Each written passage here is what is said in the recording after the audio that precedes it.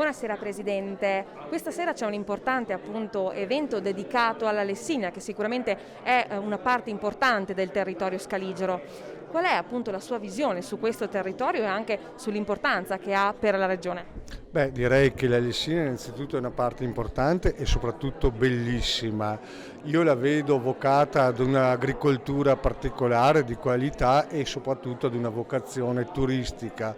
Da questo punto di vista soffriamo la mancanza di autonomia, perché il confronto con i trentini è immediato ed impietoso. Credo che noi veneti, noi veronesi, ci meritiamo la responsabilità di poter gestire le risorse che riusciamo a produrre, e credo che questo dovrebbe essere un po' il punto di partenza e di impegno di tutti noi, per una maggiore autonomia e per una migliore vita in Lessinia.